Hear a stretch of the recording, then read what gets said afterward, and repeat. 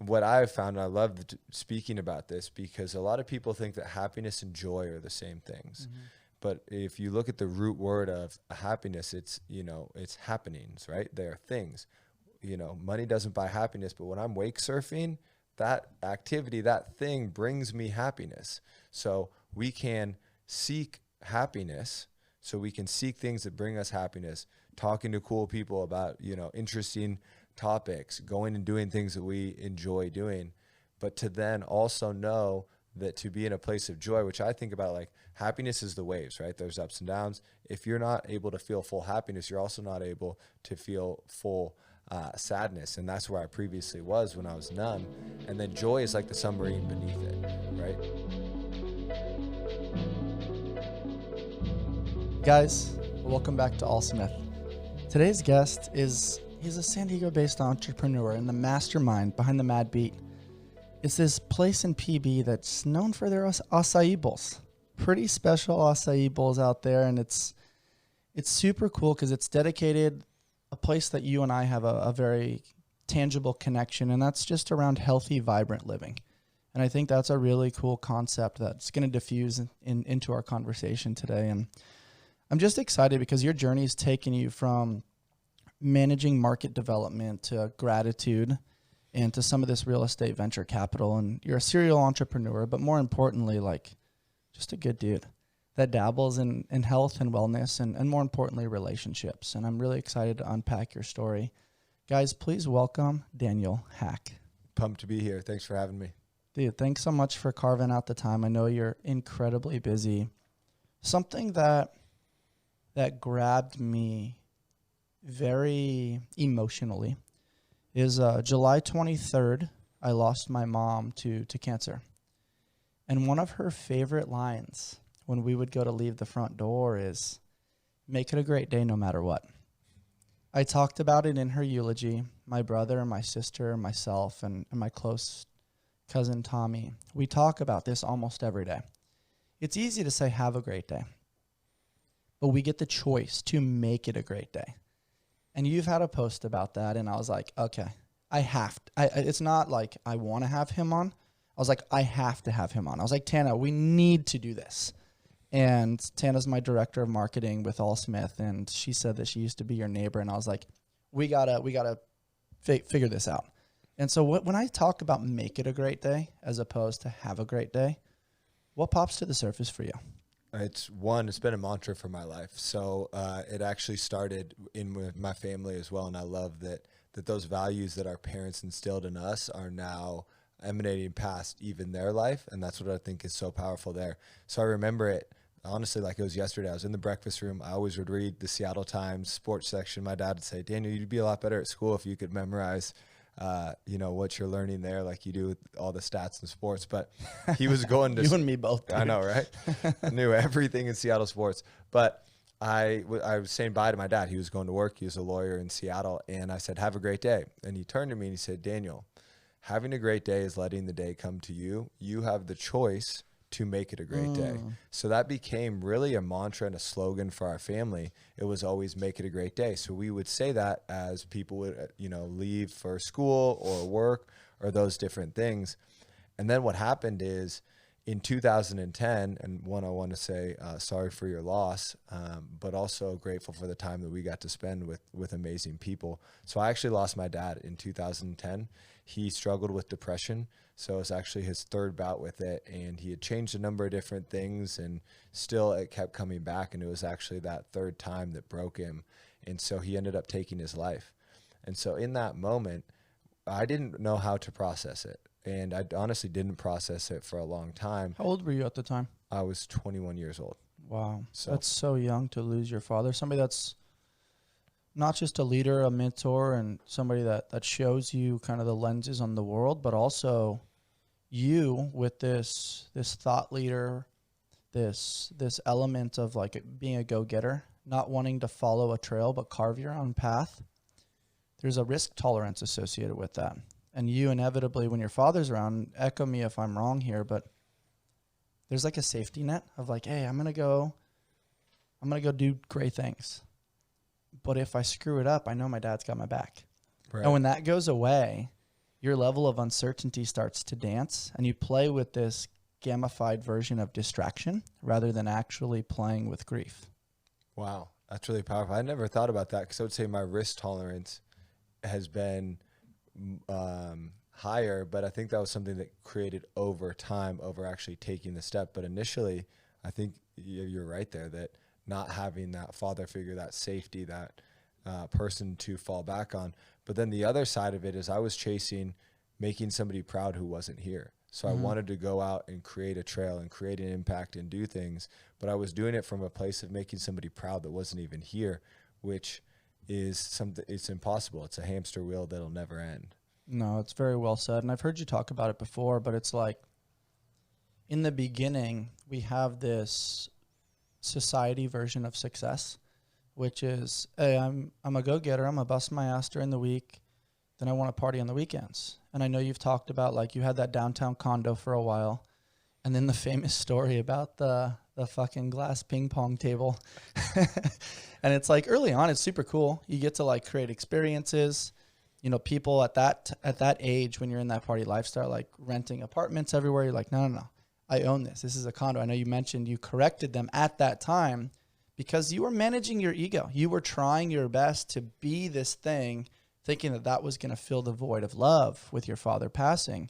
But then later on realized, oh, wow, there's a better way to play this game. Yeah, 100%. And I was trying to impress people with things, right? So I had a condo, I had some success, but it was the success, the fuel to that machine that was built was not a healthy fuel. I was actually just talking about this yesterday with a friend. And yeah, it served me because I was successful as a in tech sales and in these places, which gave me the ability to buy a condo. But then I didn't feel like I was enough myself, so I had to buy these things, have these things. Daniel wasn't enough, so I had to have a glass ping pong table. I had to have a golf cart so the girls would talk to me because I wasn't enough myself. And part of that is because I didn't fully manage or really process the grief that happened. Totally. And one of our good friends, Griffin Bailey, actually was the one who helped me manage and go through another grief process in an actual healthy way.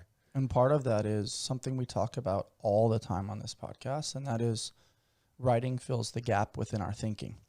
We think all these things and thoughts come and go, and they play ping pong within our headspace. But then as a byproduct, we don't really have a tangible grasp on them. We know of their existence, but we don't have a really deep relationship with them until you take pen to paper. And I know you're a huge proponent of reflection and gratitude journaling.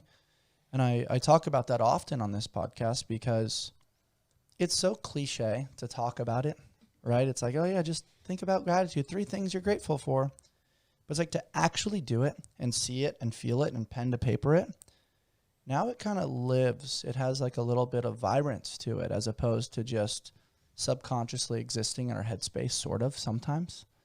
How did you kind of develop this deeper, more meaningful relationship with self around gratitude, meditation, being quick but not in a hurry, and maybe slowing down a little bit where you could formulate a relationship with yourself, which then probably diffused into business, into relationships, rather than it being about these objects like a golf cart or a condo or these other things? It's a great question. So I was 100% in autopilot for almost my whole life in some ways, but definitely after my dad passed. And what happened is it was actually through podcasts. That's why I love talking on podcasts.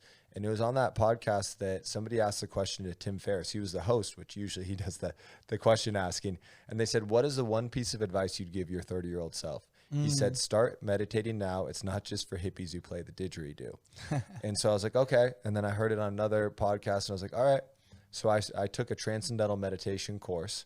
It was like the weekend of Cross, which is like a festival here. So I told my friends I had to work because I didn't want to tell them what I was doing. And they're like, oh, wow, you have a meeting on Saturday morning? And it was like the last session.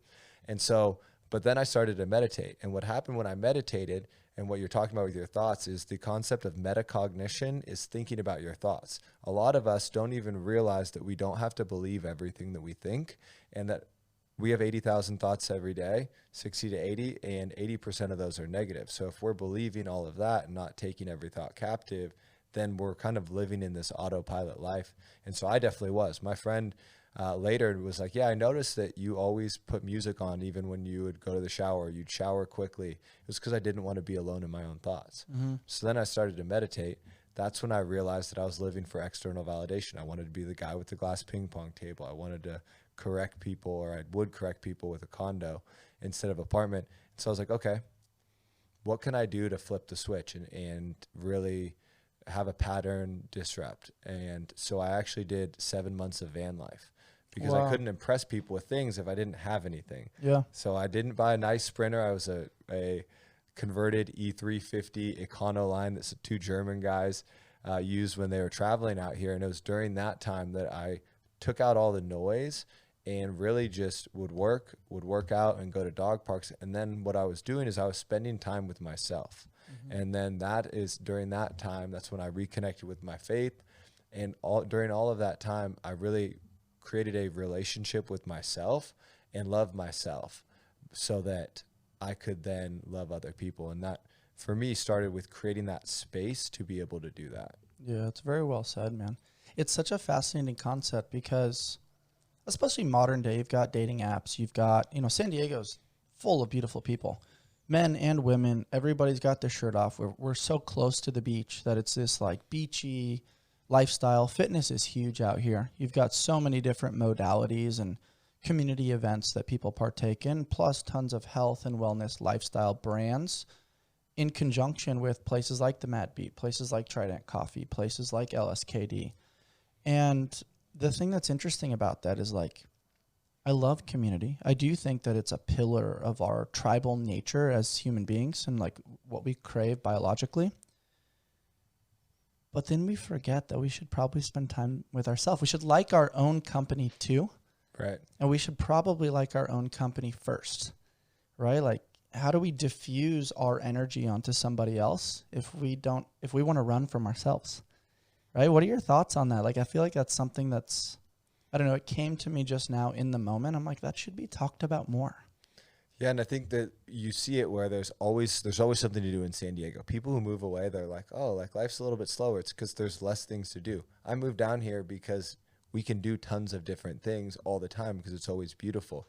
But just because there are things to do doesn't mean that we always should be doing those, because if we don't spend that time with ourselves, to get to know ourselves, to be aware of our thoughts, to analyze what is happening and process what is happening, how can we show up as the highest version of ourselves in our friend groups, in our business, and whatever our purpose is? And so I think it really does start with that quiet time, to be able to spend that time with yourself. And for me, I spend that time with God to be able to be in prayer and in quiet time so that I can process everything that's going on rather than just being surface level. Because if you want to have deep conversations and you want to go deep with somebody else, you got to first do it with yourself. No, it's very well said. I heard a term this week that I think is relatable to what we're describing. It's called JOMO, joy of missing out. That's me. Right? And it's like, especially when you're a very successful entrepreneur, like, you're bringing energy to the table. You're striving to connect. You're striving to seek to understand. You're striving to pursue your peak expression. And I purposefully use those words because I've heard you discuss your relationship between the word seek and the word pursue. Right? And there's something there that I wrote it down here. I think it's important to think of the word seek as you're holding a map. But I think it's important to think of pursue as if you're following the trail. And you've done a really good job depicting that on other podcasts that you've been on, but it's also, one's psychologically playful, one's actually taking action. Right. And that's what's so powerful. So the difference in it is when you're seeking something, that's something that's outside of yourself, right? I want to go find this business, find this thing, whatever it is. And pursuing is continuing along the path. And it's such a power to, because it was actually when I was reading the Bible and I was like, why are those two words used simultaneously, but they're different? And I like etymology. I think it's really interesting to look up what is the root of the word, what are, different even translations to it. And so when I was looking at that, and there's this ebb and flow in life, right? It's not all seeking and it's not all pursuing. And what I found is that it's like, and I used to say it's this pendulum, but I think it's actually this infinity symbol where you're weaving back and forth between these two different things to be able to find that, like, it's not balance, but it's like integrated balance in a way. You're I want to balanced bookmark on you that. right there, because I totally agree with you. And the way I think of it is, it's not balance, because then it's like this weight scale where one thing weighs more than the other during certain times of life. It's a harmonization. Ooh, that's good. Right? Because it's marinating our meat suit, as opposed to like playing this game of push and pull. It's like, how does our health, wellness, fitness, finances, the 5 F's, which we'll unpack later, rather than being all separate entities, how do they integrate within the human experience to make this beautiful flowing life? That's kind of the way I think of it. Yeah, I think harmonization is a great way to be able to describe that. But within harmony, there are multiple chords to that, right? So you've got to know that it's not all one thing. Even when we talk about the 5 F's, faith, family, fitness, finances, and fun, you got to, you know, some things will be a little bit stronger or hold a little bit more weight at certain times. But to have those harmonize and move back and forth, man, I really like that. Feels good to kind of play that game a little bit, right? Yeah. I like the way you said that, man. I think there's a lot to unpack there. Before we jump into the 5 F's, there's something I wrote here that I think is going to resonate with you a little bit. Live not for happiness, which comes and goes like the tide, but for joy, which is rooted deep and steady, even during the storms. Happiness is a momentary spark. Joy is an enduring flame. Whew. That is a beautiful quote. So what I've found, and I love speaking about this, because a lot of people think that happiness and joy are the same things. But if you look at the root word of happiness, it's, you know, it's happenings, right? They are things. You know, money doesn't buy happiness, but when I'm wake surfing, that activity, that thing brings me happiness. So we can seek happiness. So we can seek things that bring us happiness, talking to cool people about, you know, interesting topics, going and doing things that we enjoy doing, but to then also know that to be in a place of joy, which I think about, like, happiness is the waves, right? There's ups and downs. If you're not able to feel full happiness, you're also not able to feel full sadness. And that's where I previously was when I was numb. And then joy is like the submarine beneath it, right? So the joy is eternal. And that is knowing that for me, it's that relationship with God. It's knowing also being in purpose. And in purpose is just knowing I'm in alignment with what I was created to do. And I know that I'm in alignment with that. And it may have ebbs and flows in business. I may, you know, in personal life, in the family, in different things. But I know that I'm on the path that, like, that's why I love what you'd said there, on the path that I'm supposed to be on. I'm not climbing the wrong mountain. I'm on that path. And that's like a peaceful joy. No, that's very well said, man. It goes back to just the concept of dharma pulled from the world of yoga, which is that purpose. And that famous quote of, like, you know, in life, we're supposed to find our purpose or our gift and then find a way to give it away. I have that on my wall. Really? Tell me about that a little bit and, like, what that sparks for you. So it's the meaning, I believe it's the meaning of life is to find your gift, and the purpose of life is to give it away. So you even use the word go-getter.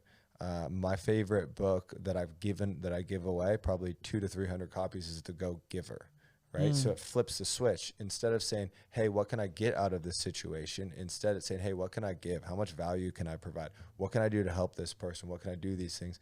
And in its foundation that's used a lot, or it's used to teach in sales, like, instead of thinking about what you can get out of it, provide value, but it can be used in business and relationship, in any of those things there. But I think what it is the joy of life is giving away your purpose, what you were created to do. If you were to find this purpose that you were, you know, the most amazing CrossFit athlete of all time, but then you don't go and help other people to achieve their vision and their goal, then it's, in some ways, it's a meaningless, there's a little extreme, but it doesn't have the same level of impact that it would have when you're now giving that gift away to other people and helping them to achieve their goal. It's like we first need to be lit, and then we're now light bearers. We're now lighting that candle of other people's purpose and helping them achieve whatever that goal is, which is our purpose. Totally. Free is the way to be. Life beats us up a bit and causes some bumps and bruises, but that doesn't mean we have to stay on the sidelines. This is why we've partnered with Kinyan Labs. Get back to doing what you love with this incredible portable device designed to get you back in the game. Kinyan is on a mission to move people from pain to possible with their top-rated red light therapy and laser solution, which tackles inflammation along with muscle and joint pain quickly and effectively. What I love is that it's portable and rechargeable, making it easy to actually incorporate into my everyday life consistently. It's small and lightweight, so you can throw it in your gym bag or work bag or even an overnighter. Kinyan's lasers and LED combo make this cutting-edge device extremely versatile for use with general aches and pains, as well as chronic back pain, arthritis, post-surgery recovery, endometriosis, and more. This has been an amazing tool keeping my elbows and knees pain-free for pressing, pulling, and squatting in the gym. Great tools like the Move Plus give me the freedom and flexibility to continue living life on my terms without limitations. There are a lot of reasons why over 15,000 people are using this device and rating it 4.7 stars and above. Head on over to kinyan.io and use code ALLSMITH at checkout to begin your pain-free journey. What I'm hearing there is almost like a ripple effect. You drop a pebble of, excuse me, I've got this thing, and you drop that into the water, and then that ripple effect then diffuses into the world, and it shares those gifts, creates some momentum for people that maybe don't have it, gives them maybe the low-hanging fruit, which then gives them the intrinsic motivation or the incentive to be like, oh, that was kind of cool. Let me get to the higher one. The irony there, and what's telling me that we were meant to meet for sure, is that the final words my father ever said to me personally, I don't know if they were his final words ever. And at this moment, he wasn't talking a lot. He didn't have a lot of energy to be able to communicate. So I would ask him questions, and he would wiggle his right foot. And that's how I knew if it was a yes or a no. But before he passed, he waved to me like this. And I leaned in very close, and I gave him a hug and a kiss on the cheek. And he goes, Bryce, within life, there's givers and there's takers. The givers sleep better at nighttime. And so you sharing that story, like, it brings a tear to my eye of just like, he didn't just say that, he lived it. So I got to observe it and then absorb it in the sense of like, wow, like I do that purposefully in my life. But hearing you say it just made it like back into the ethos. And I want to unpack this a little bit with you. And that is the concept of grief. It's a very misunderstood word in our world. People want to fix things. It's scary. It's uncomfortable. It's emotional. There's not really a right or a wrong. I view it as like emotional play. But you don't always know if you're supposed to say something, hold space, give a hug, a handshake, a high five, a chest bump. I don't know. But you talked about storytelling and the importance of like, you have to share stories. So even just that little moment was very cathartic for me to be able to share that with a new friend and somebody that I look up to, of just like the storytelling component allows these people that are no longer physically with us in human form to still live on. 100%. And I think grief is something that I have navigated not so well and then better recently, because I was able to have the right community around. Our shared friend Griffin helped me through. When you mentioned the three surfers who died, one of them was one of my closest friends, Callum Robinson. And it was, I don't believe in the word coincidence. And so I don't think it was any coincidence that Griffin had just actually been pinned that day to be in the Navy. And during that time, I put my phone on silent. So I was there for that ceremony. And then I got 8 calls while that was happening, checked my phone afterwards because, you know, he's up and there's a bunch more people, and end up having to leave early. And he calls me on the way back like, hey, man, what's going on? I noticed you weren't there. I was like, hey, I really don't want to take away from your special day, but like, we just heard that they found the bodies. And so he actually, he was like, hey, let me stop by on the way back. Like, hey man, I don't want to take away. He goes, no, I really feel like I should. And so they teach people in military like how to manage grief, but us civilians, we don't get that same training. And so he came and he was able to share with us one of the most powerful things, and it was a formula of how to go about this. And he said that there's 3 things to be able to do. One is to be able to relive the experiences. So that's what we did there. That's what we talked about, even this moment that we had right there. 2 is to allow the emotions. So one of my mentors said, emotions are like waves. Sometimes you've just got to ride it. You know, a couple weeks later, I was in Belize with my mom and I just start crying. And I would allow that emotion to come in. I used to suppress that. And then 3rd was to be in community. And community is one of the ways you're able to relive those experiences. But that helped in such a powerful way to say, hey, these are some ways to navigate this. And for anyone out there who may have somebody going through a tough time, because grief is losing someone. Grief is also a relationship. Like when somebody goes through a breakup, that's maybe the person that they thought they were going to marry. So that's a form of grief. And so the breakup one, I wouldn't use this specific strategy, but if it's somebody who may have passed, say, hey, what is something that you learned from Callum, or what is something you learned from your dad, or what was a moment that's really special to you? So you're not keep staying down in whatever that grief, that sadness that they're in, but you're able to ask them, you're able to speak and that, because everybody gets that, well, how are you doing? And you're like, well, you know, do I go deep right now? Do I not? And these things. But if you're able to navigate that conversation different, to be able to hold space, to be able to be that ear for them to be able to speak about them, it's a powerful thing. I totally agree.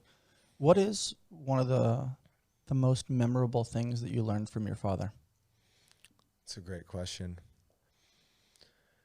To listen. And to pause. So my dad was outside of the Make It a Great Day that we already talked about, but he had this way that when he would talk to you, you knew he was listening. He was so engaged in the conversation. And what he would do is he would pause afterwards.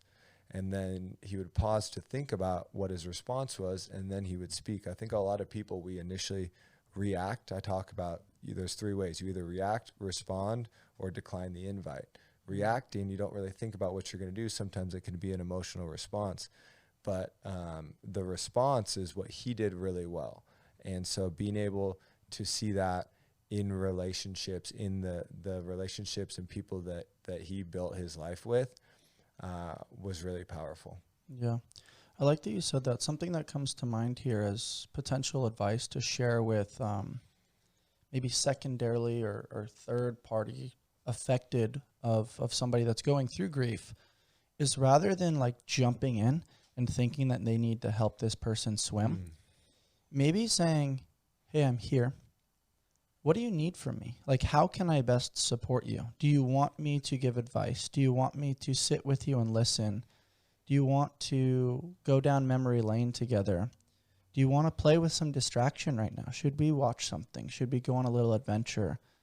I think that creates a fun transparency of just like, hey, whatever game you want to play, I'm down. Right. What do you think about that? I think it's fantastic. And one, I love the multiple choice. Give them some options. Hey, because it's like do you want me to lend an ear or lend a hand? Right? Especially us as men, we're designed to like solve problems. That's where, how can I fix this for you? It's not something that can be fixed. It's a process. There's a grief process of all the different emotions. So what do they need in that moment? Maybe they just want to go get a good lift in and have the boys talking about random stuff and everybody's laughing. Like, that's very therapeutic as well to not think about it. I remember going and hanging out with some friends who didn't know Callum, and it was great because everything was just normal instead of this heavy weight of us all processing this grief in other areas. And I needed both. Yeah. And so to be able to ask that question can be powerful. Totally. I love that you mentioned men. They're not necessarily inability, but the difficulty that most high-performing men face, especially in our San Diego community, of just like go-getters or go-givers. We're tight with a lot of the military community down here, and it's difficult because sometimes if you overshare, it's viewed as weakness, and it can potentially be weaponized against you. But you've probably seen some of the recent studies that have been coming out that most guys need 2 days a week with the boys. What are your thoughts on that? And how do you think we can integrate a little bit more of that? Because I try to do it within the ALLSMITH community, whether that's workouts, whether that's sun on ice, fireside chats, going on a hike, sitting in the sun and just bullshitting around music and whatnot. Like, what are ways that you do that within the PB and the Mad Beet community?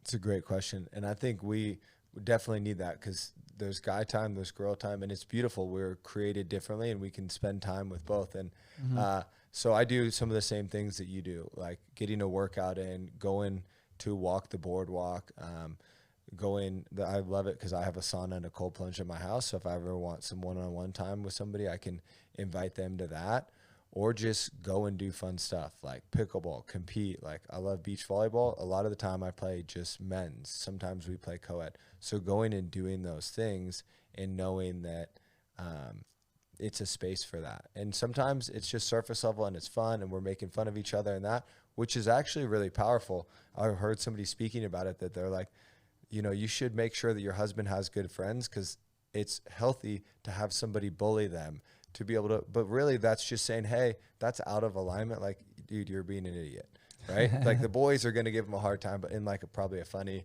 backhanded way. And that's a good way to be able to do that. And I think that's why even you see sometimes golf is that opportunity where guys will go and do that, because it's a longer period of time to be able to spend with guys and to be able to spend with each other and just be able to be themselves and joke around. We got to go golfing, man. Hey, I'm in. I just got into it recently, and I call it whack fuck because I'm so terrible. Yeah. But I'm totally okay with it, because there are little glimpses or moments when you're like, whoa, the contact that I had on that was spot on, or like, you know, I understood the trajectory, or I took that advice from my buddy who's actually good and applied it. And honestly, for the most part, I didn't really care. I just wanted to be outside with the homies and getting sunshine. Sunshine and nature. So that's the other thing. Like, a great book is Wild at Heart. Like, we're designed to be in nature. Like, my buddy's got a ranch in Julian. If I'm ever going through a tough time, like, just had a family member go into detox, and so we're navigating some that stuff emotionally. Now I'm more aware of my emotions, of when I need it, and I'm like, hey, Tyler, can I go out to Julian? I just need some time. And he knows, like, he's got a place out there and I can connect with nature. So he'll come out, or sometimes I just need to be alone. But it's powerful because there's just something therapeutic about being in nature. Totally. It sounds to me, correct me if I'm wrong, that you're a trained extrovert that is naturally a little bit more introverted and needs that, like, you know, plug in the iPhone, recharge time a little. But there are moments where you get energy in being in a crowd, in a group. But then there's also moments where you're like, hey, I got to step back. I got to let the dust settle a little bit. That way I can gain lenses so I can be a thought leader within the space. Would you say that's correct? Yeah, I think especially as I've grown in business and impact and weight in certain areas, because there's front stage energy and there's backstage energy. Yep. And if you're front stage all the time, you need a little bit of reset. And so, like, I have what I call Sacred Saturday or Sacred Sunday. Put the phone on the charger. Sometimes I'll use my burner phone, like an old phone, and put podcasts on, because I love to learn. So that energizes me. And it helps to be able to have that time alone. And sometimes it would be a full day. Now I've created more margin in my life where, you know, I played a lot of pickleball and volleyball last weekend, but I had more margin during the week, so that was okay. I didn't need that reset I normally do. Yeah, it doesn't always have to be the same recipe, but you kind of being in tune with yourself based on studying reflection and being able to have that space I love what you said, front stage energy and backstage energy. I never heard of it that way. And I mean, I'm sure Rogan gets to play with that quite a bit as well. Like, some of these guys are constantly front stage. I'm jaw dropped. Like, you're everywhere all the time, constantly doing the thing. And at the end of the day, we're humans. And what I think is so beautiful about our conversation today is everybody knows you as this serial entrepreneur, real estate investor, managing money, giving advice all the time, managing the Mad Beet. We haven't talked about that once yet. Isn't that so cool? Yeah, there's a lot to talk about. So totally. Let's dive into that real quick. Yeah, so the Mad Beet is acai bowl, juice, and smoothies. And it's a really cool story because I didn't even know I wanted it until I wrote it down. That's why reflection is so powerful. And so what I did, I like growing. I think we're all designed to continue to grow. So I dove into personal growth and different things, and I wrote my perfect day formula down. So it was my perfect day 5 years out. So where I wake up, I'm like, I've got a 1-story house with a beach volleyball court and a wellness wing over here. And I wake up next to my wife, and then I go through this whole stream of consciousness. Once you start, there's momentum. It's a really fun practice. I highly suggest it. A pivotal date, like I did my birthday. And so then I was like, I go to lunch at my juice shop. And after I finished, I looked back at that and I was like, I never realized that I wanted to own that. So then 3 months later, I meet the owner of the Mad Beet, which was my favorite place at the time. And so then what happened is I'm always a connector. I'm somebody who, if somebody needs a painter, if somebody needs an accountant, if somebody needs, whatever it is, they'll come to me, and I'm like, I got a guy. It's like, hey, do you have somebody? I'm selling my business. Like, oh, yeah, let me talk to this person. He's a financial advisor. This person buys franchises, so they can both talk to him. And during that, I said, hey, if your offer falls through, because he had an offer, I'd love an opportunity. He said, make me an offer. So I made him an offer, was able to go through that deal, and did it. We navigated it with seller financing, so it was a great deal, a great opportunity. But the reason I wanted to buy the Mad Beet is I've had opportunities to, say, buy pizza places or other things like that. That doesn't make the world a better place. Mm-hmm. The Mad Beet is a top of funnel of somebody trying to have health transformation. They're trying to create new habits. Instead of going to get a pizza for lunch or something like that, they're going with health and wellness. So now I have this opportunity, and I buy the Mad Beet last May to be able to really help what I see as a transformation that's happening in the beaches, where it was known for partying and drinking, which there is still that, but there's also a thriving health and wellness community. And Mad Beet can be friends with everyone. I give wellness shots to every single event, anything that's wellness. And it's great because Pacific Beach is such an impactful place that you mentioned LSKD. They could go anywhere on the West Coast for their retail store. They chose Pacific Beach because of the influence that it has, because there are so many people that are influential and impactful in the social media space and in different brands and different things, that they chose Pacific Beach to be able to do that. Mm-hmm. So now I have an opportunity to help to facilitate that health and wellness transformation, which sometimes that starts with people mentally, sometimes it starts physically, sometimes it starts spiritually, but it is all a harmonizing effect. I'm going to keep using your harmonizing because I love that. I love it, man. Take it with you everywhere you go. And what I'm hearing too is movement is medicine, right? And that doesn't always have to be extreme movement. It doesn't always have to be heavyweight or measurable, but movement, community, connection, when that's paired with quality food that's high ingredient profile, that doesn't come out of a bag or a box, isn't 75 ingredients that you can't pronounce. Typically, when we talk about nutrition consultation, we think about shopping the perimeter of the grocery store. It shouldn't have an unlimited shelf life. It should be able to go bad over the course of time. As we're seeing a little bit of a shift in the psychological landscape of nutrition, what are some of your thoughts, and how does that play a role in your ideation as to the ingredients that you put into the products at MadBeet? So we always want to have products that you can trust. So your same thing, you don't want to have a bunch of ingredients, a bunch of different things. And so what we've done is we have options for both. Our smoothies are amazing. So if you have some of the juice base, I'm not a fan of sugar, but there are people who want smoothies and want that. So we have options for both there, but everything is always food that you can trust. We know what is exactly going into it. Mm-hmm. We just added our protein toast, which has 35 grams of protein. It is so good. I'm literally addicted to it. Yeah. We do whipped protein, so it adds our whipped peanut butter with protein, bananas, honey, and cacao nibs. I saw that. The texture of that just has to be unreal. Oh, I'm getting hungry thinking about it. I haven't eaten yet, so I'm definitely going there after this. But we want to, and even with that, right, we are sourcing our sourdough locally from Olive Bakery, there's an Olive Cafe over in Mission Beach. And so we want to have all of these ingredients that you can trust. And it's simple, right? It's cacao nibs, it's honey, it's banana, it's bread. So that now we can trust that.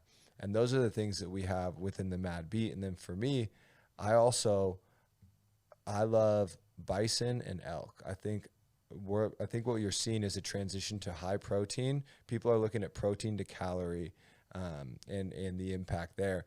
And so I focus a lot in supplement to my protein toast and Kenny Spinach Chesney with vanilla protein, which is my favorite smoothie there. Nice.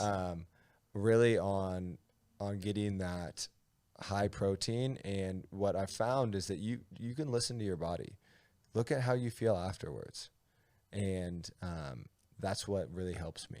I love the intuitive approach there. And also just from a scientific approach, we've had different clients of mine wear the blood glucose monitor on the back of their arm from Dexcom.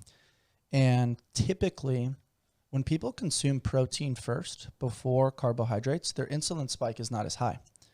And so I think that's very important as far as the peaks and valleys of insulin to cortisol as to mitigate inflammatory markers. And obviously that changes when you have high profile athletes that want the insulin spike post workout when they're training at such a high intensity.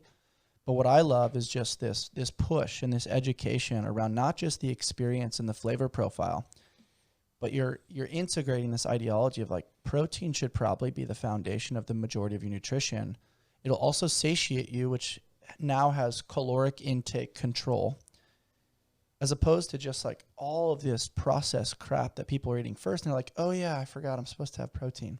I think switching that order and creating a little bit of a order of operations or prioritization is definitely going to have a trickle-down effect in body composition, energy profile, management of inflammation, all those things. If you synergize them together or harmonize them, what's it lead to? A beautiful life. Right. And that's what's so powerful is like if we just switch a couple of those small things, and there's actually a company that is starting to do that. It was Callie Means. I listened to her on a podcast, is a doctor who kind of flipped the switch on seeing how corrupt a lot of medicine is. And her brother was with the food companies, and they're involved with another company that I don't know if you have to go specifically to a doctor, but they'll have those same monitors. And I think what's so powerful there, and even the Aura Ring, is what gets measured gets managed. If we look at how these things are impacting us, it's like you never even know what you eat for dinner could be the reason you're waking up at 3:30 in the morning. Totally. Because you've got an insulin spike, or you know whatever is happening there. You know more on that than I do. But I think it's so powerful to look at like what are we putting in our bodies, one from a food and nutrition standpoint, but then there's also what are we putting in our bodies of what we're watching, of who we're surrounding with. Nutrition is more than just food. Oh, 100%. It's also energy. And you seem to cross paths with a lot of people that we have mutual friendships with. And I'm like, that's dope. Like we're the average of the 5 people we spend the most time with. And you've also hinted at mentors that you've connected with, at your uncle who you got to observe him in a business profile when you were young, the demeanor and the ability to process and pause from your father. When you think about some of those things, how does that impact your relationship with investing and money management? Because you're given a lot of advice. You're very successful in what you do.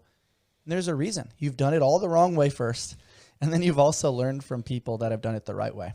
Right. So I think there's a quote out there that talks about the smartest people are the ones who learn from other people's mistakes. And so what I found is, and I love that you say that quote, you are the average of the 5 people you spend the most time with. One of my favorite quotes, my friend Tyler was actually the one who gave me that book, The 4-Hour Workweek. We've talked about having a wellness center called The 5 to bring people together in that aspect. But what I found is that by the environments that I put myself in, that I'm then able, so if I'm surrounding myself with somebody who's ahead of me in real estate, ahead of me in business, they're going to be able to pull me up. As long as I'm a learner, I'm not going to pull them down. I'm going to ask them, I'm going to help to facilitate whatever their vision is. Like when people ask me, how do I get into, whatever it is they want to do? It could be real estate. It could be, tech sales or whatever it is, or business. I'm like, go and serve somebody else's vision, because that's a powerful way to learn it. But what I found in my investing career, if you will, is that I have found it works best to partner with somebody who has already learned it. So my uncle, after I lost my dad, I had a little bit of money. And I was like, I don't want this. I wanted to be able to, I would rather have my dad. So a way to honor him was to invest it. So that's what I started to do. I said, rich Uncle Peter, hey, what should I do with this? I saw the house on the hill in Gig Harbor. And so I started to invest in real estate syndications. Then I was in software sales and started to invest my own money as well. And so what happened is I was able to start to create financial freedom through investing in these funds. And the concept is, it's like, Bryce, if you were an expert in real estate investing, you would be what's called a general partner. So you have the deal. It could be storage units. It could be apartment complex. It could be, we've got one that's like a ravine out in Lemon Grove. They do land entitlement. So whatever it is, you're an expert in it. You have 5 to 10 to 20 to 30 years. I come in as an investor and I partner my capital with your knowledge instead of going. So what I really found is that instead of going to try and learn something, partner with somebody who has already learned it so that I can stay in my own lane. And that's what works for me in the formula that I've found, because if I can partner with somebody else and what they've learned, I can stay in my lane. I can stay in my lane of business, of connecting, of whatever it is. If I'm a high performing sales rep, or if I'm my buddy Joey who owns a supplement company, his time should be spent building and making that into a $100 million company versus going and buying an Airbnb in Florida and Amazoning a broom because they forgot it. But that's what people think is the way to get into real estate investing, is to buy a house, buy an apartment. But instead, what I found is that you can collaborate and connect with those people, and then everybody wins. And so environment was so key, because if my uncle hadn't got me into that, I wouldn't have known about it. So I have 14 years of experience when most of my friends are just getting to the point where they're thinking about some of these things. But to your initial question of people, is just because somebody has a deal or has an opportunity doesn't mean it's the right one. Totally. So I always look at, one, in their experience, but also who they are. What are their values? Who do they surround themselves with? Because even the initial question is, how important is who you surround yourself with? Well, if you're a real estate developer and you've got somebody considering investing in something, I would actually be looking at, who do you surround yourself with? How do you treat your wife? How do you treat your kids? Because that's important to show your character, because everything's great when things are good, but when things are tough, how did you navigate that? Yeah, for sure. I love the way you said that, man. That's really cool to think conceptually around, like, everybody kind of wants to take the leap into purchasing their own thing within the space so they can manage control. But investing in the expert is cool. Yeah. I like that a lot. How did you take that leap early on? Because I'm sure there was an experience on your end. You were trusting the advice from your uncle and other mentors within your life. And, you only get a certain level of inheritance when a family member passes away. Hypothetically, that investment could have gone bad, right? So it's like, did that play ping pong in your headspace a little bit of like what could go wrong? Or were you solely focused on all the different variables and realizing like, okay, I've dotted my I's and crossed my T's for this first investment? Like, I'm pretty certain that it's going to be positive. Yeah, it's a great question. So first off, I start with people, right? So my uncle, he's my uncle. He's not going anywhere. He's always going to be my uncle. They were always like a second family. So I knew that it was somebody that I trusted. So I knew that there was somebody who had invested with this company's Horizon. And so there was proof of concept that somebody else had already invested. So it was a seemingly safe investment for you. Correct. And somebody that I knew. Got it. And so that was the first thing. And then the second was, conceptually it made sense. They're buying apartment complexes, by universities. That's not really going to change. Real estate is tied to a physical asset. That's why banks will loan against it more than they would against a business, because it is tied. It's a lower risk. So in some ways, that's from a risk tolerance. So I looked at that. People need a place to live, especially next to schools. Yeah, Schools ain't going anywhere. Exactly. So I looked at those things, and then, I had thoughts that like, hey, is this the right thing to be able to do? And then I started with a certain amount, and then I just kept putting in more and kept rolling that over. So whatever, if somebody's thinking about that, whatever you're comfortable with, start with that.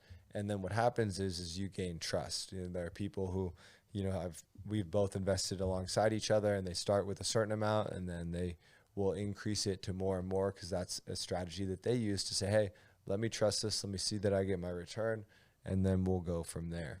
The Trident family taught me something really important this last year, that we are all a bundle of stories, both good, bad, and everything in between.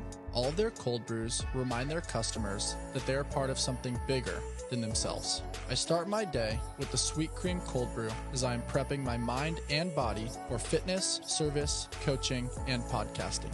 With various locations in San Diego, they offer over 14 nitro cold brews and a variety of specialty drinks. You can find the perfect brew and pair it with one of their treats from the Keto Bakery. You can check them out over at tridentcoffee.com and use code ALLSMITH to take your coffee experience to the next level.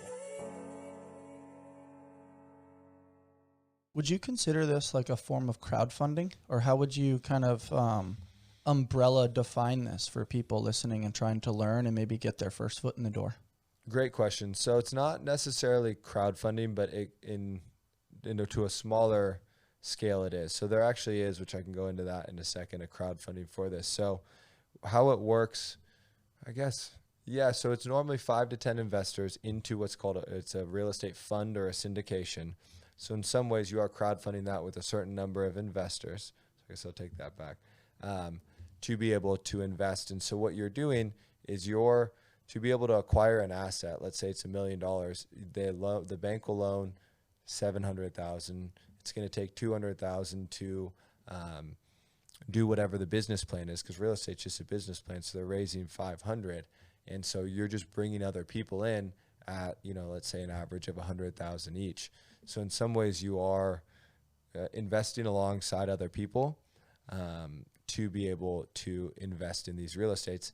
Because it's a conceptual example I use is I'll normally point to an apartment complex and say, everyone tells you to go buy an apartment. Instead, let's all pool our capital and buy the whole complex instead of just one apartment, make the gym nicer, upgrade it, and then everybody wins because there's economies of scale. Totally. I like that model for sure. It also makes it like a team orientation, which I always love from the basketball background. I know we have that in common as well. It kind of sucks when you do it by yourself, because it's like you make all the decisions. You're almost kind of on an island. What's that been experience like, where it's like you're trusting other people?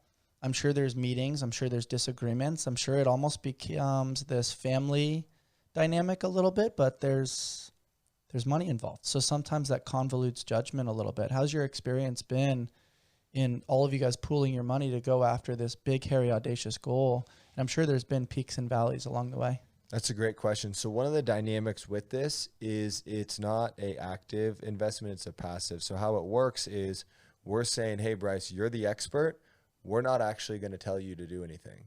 We're just going to give our capital, and then we're not going to tell you we need to sell. We're not going to do these other things. So inherently, it actually creates more peace, because it's saying, hey, we're not making any decisions besides the initial decision to trust you and to invest. It empowers the founder.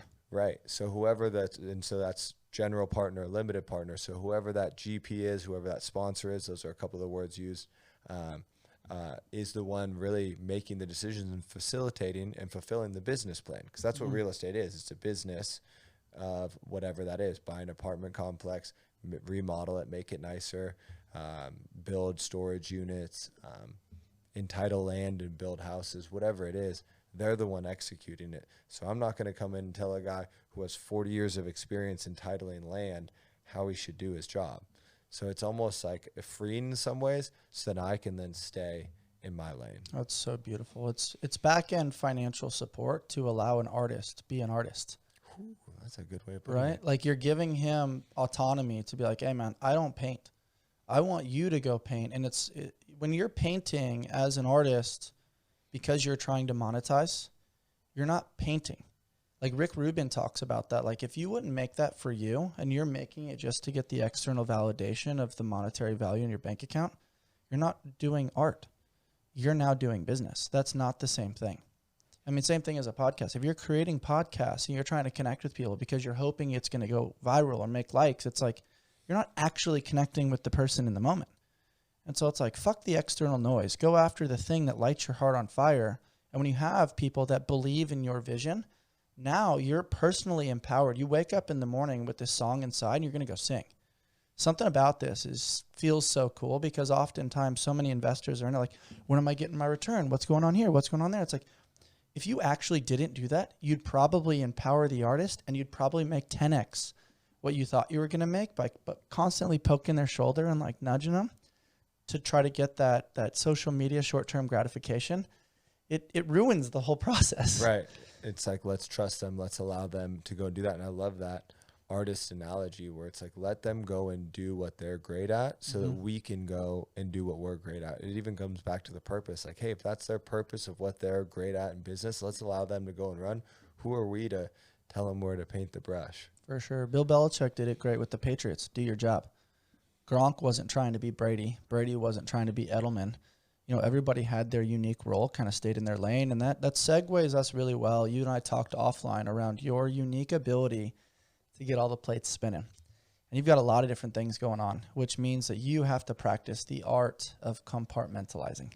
Sometimes you got to put personal on the back end to focus on the Mad Beet. Sometimes Mad Beet needs to go on the back end so you can focus on some of these different investments. Sometimes you got to take a look at, you know, your personal relationships, your family relationships. How do you do it all, man? Like, where do we even start that conversation? Great question. So I think, honestly, it starts with health. If I am not feeding my body the things that it needs, I'm operating in a place of fight or flight. And so what I do is I have certain tools and tactics that I use when I do, when I do get into a place where I may be overwhelmed. So I love breath work. I go to Breathe Degrees. I have the online. I love sauna and cold plunge. I did no caffeine for a month, and I was like, cold plunge over coffee. So I'll use a cold plunge as a reset. So you have a 220% increase past your baseline dopamine, which is pretty much the same as cocaine, but it lasts for 2 hours versus 15 minutes. Downtown Daniel days, but we won't go there. So I have those things, you know. I have a binaural beats, which is like a 15-minute YouTube video that I'll play. Well, you got to text that to me. I think yesterday I did the 528 hertz. Okay. Have you listened to that before on Spotify? I haven't. It's like healing frequency and also like a meditative frequency that'll kind of pull you out of a rut a little bit. I love doing it on Mondays because I don't want to fall into the Monday rut. Yeah. And so I'll text you that. It's, if you look up binaural beats, it's the one with green. So okay. That's how but I'll text that to you. And so those are some of the things that I do. And then it's also about, it's about planning, but then also having margin in it. So what I found is I used to schedule so much that I'm like, I need to maximize every day. I need to do all these things. And so what I do now, because in some ways I'm a recovered achieveaholic, where I just fill my calendar. So I'd actually put margin into my calendar where it's like, I don't schedule anything. I just have, you know, maybe I want to go to the dog park. Maybe I don't. Maybe I want to take a nap. Who knows? But by having scheduled time, for me, that's what works, to have margin there. And then to be able to really plan and reflect. So I have what's called a weekly reset. So what I do on the weekly reset, I have a consultant with what's called Vival with a friend of mine, Alex Clotton. So we look at, okay, what is my 5-year vision? Let's break that back to 2 years, to 1 year, to quarterly, and then weekly habits. So I know exactly what I need to do, because it is very overwhelming. If I'm like, I need to make all of these businesses and relationships and things fruitful. But if I'm constantly thinking about that on a general macro level, it doesn't work. If I've already broken down, these are the tasks that I need to do today. I need to talk to this many people. I need to do this strategy. I need to, whatever it is, so that I know, okay, I wake up, this is what I need to do today. So that really helps me to be able to navigate everything. And then sometimes when you're task switching, you just need to go for a walk, like whatever it is, to be able to reset and kind of recenter. I love your word margins there, because I've heard it be described as just creating buffers. And I also think it's really important to hear that you've hired a consultant or a coach or somebody that can give you some 2 cents behind the scenes, right? Like, hey, let me shift your lenses. Hey, Daniel, you're looking at it this way. Let me tilt your head a little bit that way. Let's look at it slightly differently. And in some cases, it may be they're in alignment with you and you guys agree. And there's other moments where they may be the contrarian. And there may be like, hey, I'm not going to make this decision for you, but I want you to know these other couple options over here that maybe you weren't seeing before. And as somebody that makes decisions all day long, it's nice to have somebody else be like, hey, let's break this into micro goals. You can accumulate some wins. You can check some boxes. You can cross some things off the list. And it's the epitome of eating an elephant, right? One bite at a time, one step at a time, if you want to relate it to the endurance world. But for you, do you ever come face to face with decision fatigue? And then how do you manage that? Very much so. So I definitely have come to decision fatigue, because when you're running the businesses, you're the one making all of the decisions. So what helps me is, one, I use what's called the EOS system, which is the entrepreneurial organization system, which I'm visionary as myself. I have an integrator, which then makes it more of like, I'm not doing it alone. We're doing it together. She puts the guardrails and helps to operationalize the vision. Mm-hmm. So that helps with that aspect. It's from the book Traction, right? Yep, Traction. Yeah, I've read that a couple times. Good one. Really good one. And then Rocket Fuel, if you don't want to dive too deep into it, just want the general concept, read the first 4 chapters of Rocket Fuel. Okay. And that'll go into what that is. But the general concept is a CEO is a visionary, a COO, Chief Operations Officer, is the integrator. The visionary is somebody who's going to have the vision of where we're going, strategies, and then the COO or the integrator will then operationalize that. They'll put up the guardrails. They'll make sure I'm not talking to the GM at Mad Beet about some membership program when we're focused on catering, right? We have our specific goals. That's what we're going to focus on for this quarter. If you want to come back with something else, then go next time.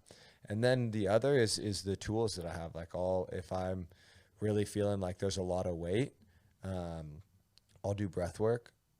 That really helps me to reset. I call it like an oil change for my mind, because if you're decision fatigue, that means your mind is tired. So for me, if I'm able to get out of that conscious mind and into my subconscious, it really helps and kind of cleans everything out. And then, like I said, the walks or prayer walk will really help, where I'm like, okay, I'm at my wit's end here. I need some help. Totally. And they're little pressure valves for you, the little pressure releases. And if we really dive into it and get into Patrick McEwen's The Oxygen Advantage, our crave to breathe is not so much a craving for oxygen, but a necessity to expel the CO2. So it's not about like, what can we grab, what can we hold on to, but what can we let go, right? And going back to where we started our conversation today around meditation, it's like, I view it as you and I sitting here together having this special conversation on a park bench and thoughts. And for a metaphorical analogy, there's cars driving by. Some of those thoughts are like, hey, man, you want to get in the car? You want to go for a drive? And it's like, some of them you're like, you can wave to and be like, hey, I acknowledge your existence, but you're not really going to add value into this moment right now. So you can keep going, but we'll visit another time. And I think that leads us to our next element of leadership, which is drawing boundaries, right? Like, it's easy to think, hey, this one thing, right? That famous quote, if you find one thing isolated, it's usually connected to everything in the universe. In your case, like, you're wanting to do it all the time. It's easy as a visionary to have this element of impatience. You're like, I want to do the thing. I have this thought. Then you just word vomit it all. But then it creates overwhelm and chaos for the processes and procedures. How have you practiced the art of drawing boundaries within business leadership?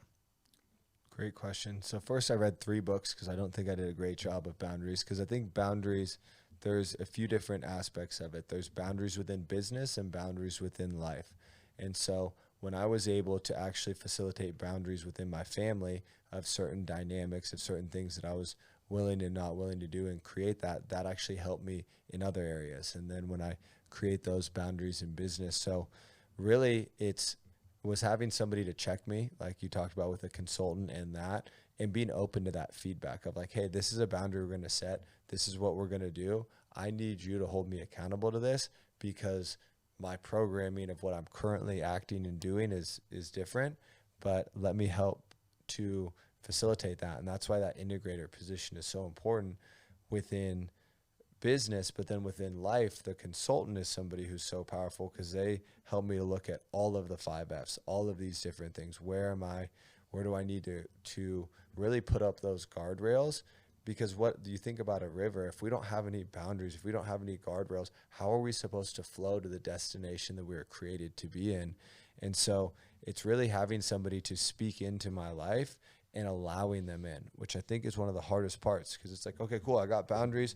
I'm going to start to not do this or not do that. And it's like, life's hard to do alone. And if you don't have somebody that you allow in to be vulnerable with, to help, to check you if you need it, and give you some constructive criticism or constructive feedback, that is what has been so powerful for me to truly be able to put those up, to have guardrails and boundaries. Yeah, I appreciate the language that you use a lot, because typically when you get to the high performing level that you're at, you've been through some shit. You've lost people. You've probably had difficult relationships. There's been emotional traumas. There's been wins. There's been losses. There's been lonely moments, right? In order to get to success, you have to go through the lonely chapter, where it's like you probably left your downtown friends that were all about party lifestyle and this, that, and the other, and you were in this cocoon to evolve eventually into this butterfly to spread your wings. But when you're in the cocoon, it's a lonely chapter. You're not really resonating with the old friends.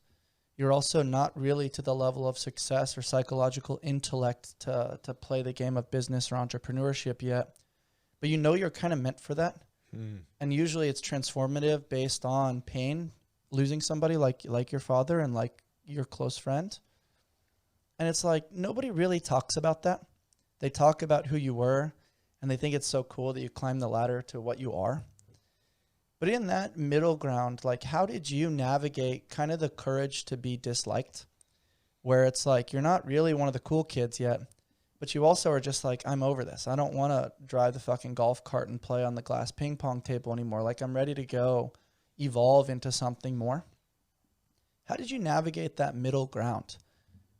I love this question. I think we all have an opportunity in our life to go from survive to thrive. And and that cocoon time is one that people don't really talk about. You're right. It's like, okay, there's downtown Daniel, and now there's like business and all this stuff, Daniel, owning businesses and things.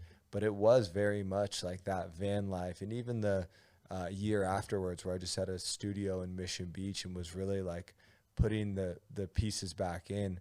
So first for me during that time is first I pulled everything out. I simplified my life. I said, hey, these are the things that serve me. These are the things that don't. And I didn't ask the question. I asked the question is, does this get me closer to or further from the vision that I have for my life? Love that. And so that helped me to be able to go there. And I also took away the aspect of, you don't need to cut your friends out, just proximity.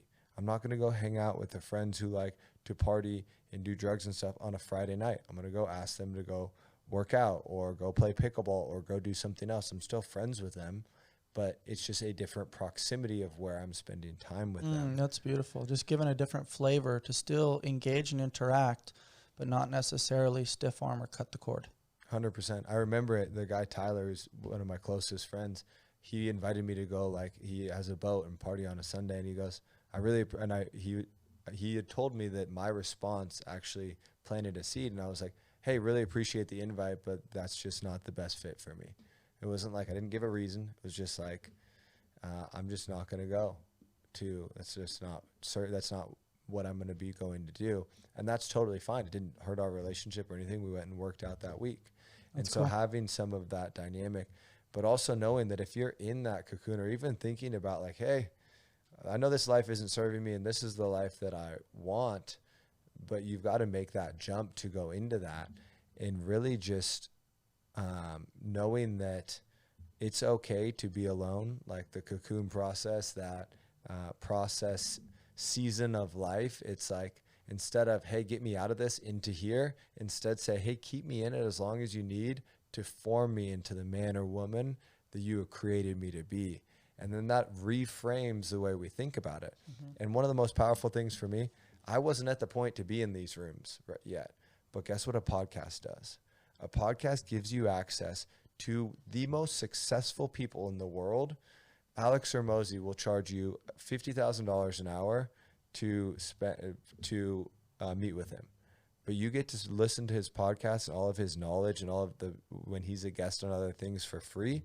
That's wild. That is the best investment of your time. And so for me, a lot of my time in van life was spent on podcasts. So my best friends were, Steve Weatherford, Ed Milet, Lewis Howes, Joel Marion. Like, they were these people, and I felt like I knew them because I listened to their podcast every single week. And what that did is that changed, when you talk about the average of the 5 people you spend the most time with, it rewired my brain, the way that I think about business and these different things. Because, you know, me and the boys were hanging out. No, I love that. There's so much to unpack there. And I think I say it often. We're on this floating rock in outer space to love and to learn. And I think oftentimes we get so stuck in the rat race to make money and just make it to our pillow at nighttime. And Henry David Thoreau talks about most people are living lives of quiet desperation. They're not doing what they want to do because they need to make money to pay off the debt or the mortgage or, you know, whatever thing is the dangling carrot in front of them that they're chasing. And I think if you slow down and allow yourself to be rather than always doing, it allows you to reset, recalibrate, and upgrade your operating system to then learn and realize that every moment is an opportunity to begin again. And we can change our trajectory. Just because we're down this path right now, do not be afraid to start the fuck over. Turn around. Come back to that fork in the road and allow yourself the opportunity to go a different path by learning through things like webinars, through master classes, through podcasts, connecting with people that maybe are seemingly outside of your reach. But if you don't ask or if you don't try to enroll yourself in the process, you're always going to wonder what if. 100%. And there's no better time than now to start that journey. And all it takes is one step. Sometimes we think it's this huge thing. And I remember when I even first started, like, even posting anything to help people, I was like, you know, you have that internal critic. And I was like, you know what? If it helps one person, so that's always been it. If it helps one person, I'll do it. To echo Alex Hermosi, who's a huge, I wish he was a friend, but like a mentor, somebody that I look up to and listen to often. We talk about this a lot with the podcast. We always want this monumental growth. We want to serve and connect with more people. But when nobody listens, you have the greatest advantage in the sense that you have nothing to lose. So you get to be in the lab tinkering with your friends and learning and processing and navigating your thoughts and your patterns and the cadence at which you speak and the eye contact and all the various body language that comes with the pursuit of the 10,000 hours to become the master. And so there's a lot to it, man. And I really appreciate your time and your energy jumping in here with us. What's next for Daniel Hack? What kind of things you got cooking behind the scenes? For me, the thing that I'm most excited about is really just this investor club community of bringing people together around financial literacy and then going out and having the opportunities to invest together. But it's really a community. Like, it's all the people that I love to spend my time with. And I call it the barbecue rule. If you wouldn't invite them to the barbecue, you're probably not going to be invited to invest with us. Shout out to Cardiff Crack up at Seaside Market. So always think about that. But then for me, it's also like I'm looking at how can I bring people together in the beaches. So how can I utilize the influence and impact that I have to make the beaches a better place? Like, I drive down Garnett and I see these different, you know, Pilates or different studios or fitness stuff coming in. And it's like, wow, we can truly transform this. So from the business, that's what I'm focused on. But from relationships, it's really about community. And I really feel like the beach community has so much to give the world and such an amazing place to be able to facilitate community around health and wellness. I love what people like Coffee and Chill and all these other LSKD doing football, you know, flag football on the weekend. And that's where I really feel the wind in the sails is what's happening in the beaches. That's great. Where can people find out more about the investor communities and the different community aspects that you've got going on? Yeah. So we have a website, theconnectioncapitalgroup.com, as well as best way is probably just follow me on Instagram, Daniel D. Hack. We got everything on there. Then we have a school community. Shout out to Alex Hermosi. That's where we do all of our education. But send me a DM. I would say that's the best way. I'd love to connect with you. Anyone who's listening to this podcast is somebody who wants to learn and grow and level up. And the reason that I even call it Connection Capital is I believe my God-given gift is connecting. So the more people I know, the more I can help them and connect so that we all, rising tides lift all ships. I love it, man. It was awesome to play ping pong back and forth today. I look forward to crossing paths with you and hopefully attending some of these cool events. Heck yeah, pumped. I love it, man. Guys, if you enjoyed my conversation with Daniel Hack today, please rate, review, subscribe, and share with your friends. And as always, stay on the hunt for who you've not yet become. Until next time.